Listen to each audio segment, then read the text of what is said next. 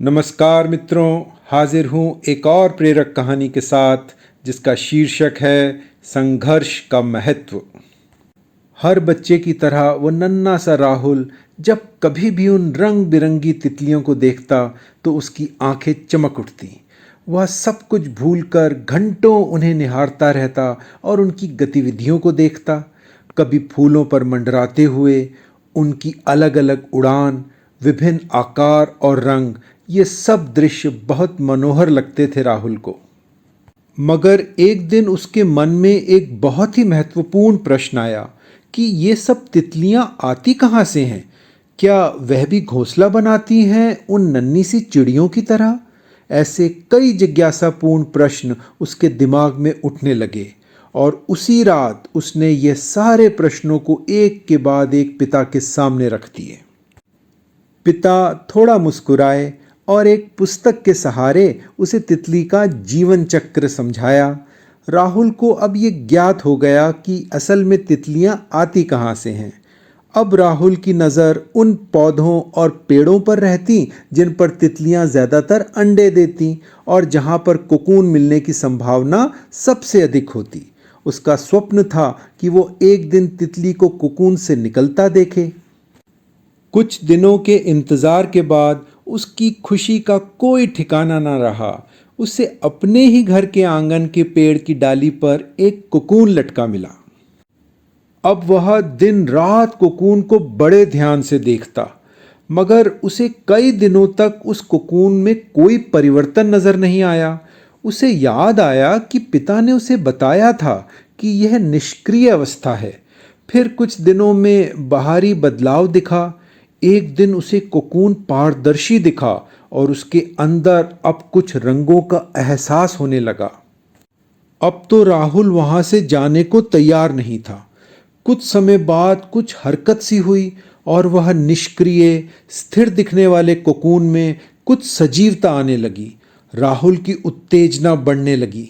उसे लगा वह पल नजदीक है जब उसका स्वप्न पूरा होने वाला है।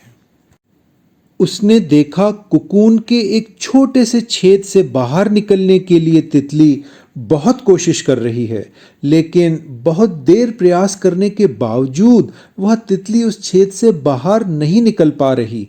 नन्हे राहुल की बेताबी बढ़ रही थी, लेकिन अब वह तितली एकदम शांत हो जाती है, जैसे तितली ने हार मान ली हो। राहुल ने फैसला किया कि वह तितली की बाहर निकलने में मदद करेगा, मगर वह समझ नहीं पा रहा था कि वह क्या करे।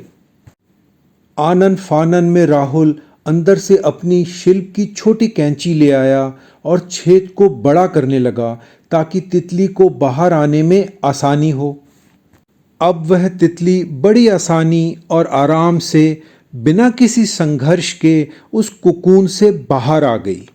किंतु तितली का शरीर सूजा हुआ था और पंख मुड़े हुए थे। राहुल ये सब बहुत ध्यान से देख रहा था और सोच रहा था कि अब किसी भी वक्त ये तितली अपने पंख फैलाकर उड़ने लगेगी, मगर ऐसा कुछ नहीं हुआ। बजाय इसके कि वह उड़े, वह तितली जमीन पर गिर गई और रेंगने लगी। यह देखकर राहुल बहुत घबरा गया और जोर जोर से रोने लगा। पिता ने जब यह सुना तो वह भागे आए।